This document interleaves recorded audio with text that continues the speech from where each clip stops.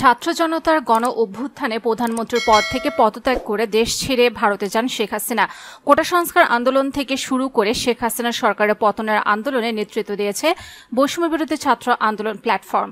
আন্দোলন চলাকালীন বৈষম্য বিরোধী ছাত্র আন্দোলনের সমন্বয়কদের ডিবি কার্যালয়ে নিয়ে যাওয়া হয়। সেখানে ঢাকা মহানগর পুলিশের অতিরিক্ত কমিশনার ও গোয়েন্দা শাখার প্রধান মোহাম্মদ হারুনুর রশিদের সঙ্গে তাদের বাগবিতণ্ডা হয়। বাগবিতণ্ডার পর লোমহর্ষকর নির্যাতন চালানো হয়। সেই লোমহর্ষকর নির্যাতনের বর্ণনা দিয়েছেন সমন্বয়ক আবু বাকের মজুমদার। সোমবার সকালে সামাজিক যোগাযোগ মাধ্যম ফেসবুকে এক পোস্টে ডিবি হারুনের লোমহর্ষকর নির্যাতনের বর্ণনা দেন আবু বাকের।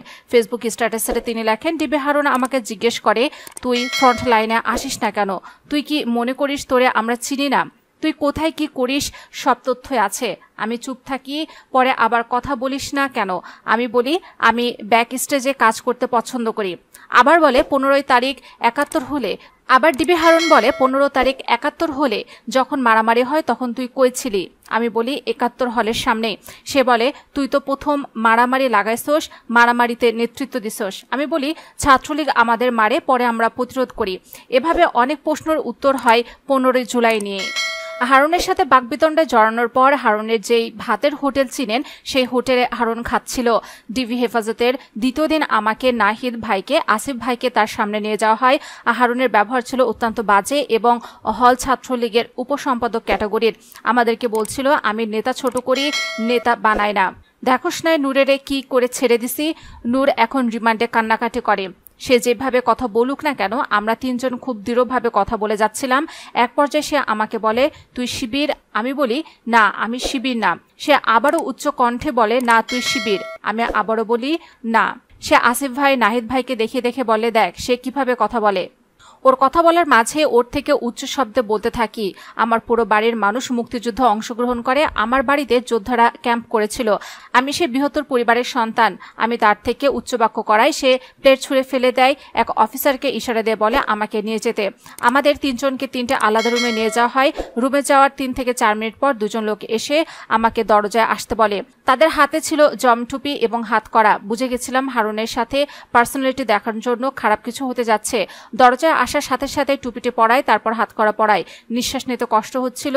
দুনিয়ার আলো কিছু দেখা যায় না। ভয়ঙ্কর একটা পরিবেশ। ডানে বামে ঘুরিয়ে হাঁটানো শুরু করলো। বারবার মনে হচ্ছিল ছাদের পাশে নিয়ে এই অবস্থায় ফেলে দেয় কিনা। আর জিজ্ঞেস করছিলাম নাহিদ ভাই, আসিফ ভাইকেও নিচ্ছেন কিনা। তারা জানালেন তারা এ বিষয়ে জানে না, ওনাদের দায়িত্ব শুধু আমাকে নিয়ে যাওয়া। নাহিদ ভাই, আসিফ ভাই অনেক অসুস্থ ছিলেন, ওনাদের জন্য ভয় হচ্ছিল। যাই হোক, তারপর লিফটে, আবার হেঁটে, আবার সিঁড়িতে, এভাবে কোনো একটা রুমে নিয়ে গেল। একটা জিনিস বারবার মাথায় আসছিল যে আমাকে মেরে ফেলে কিনা।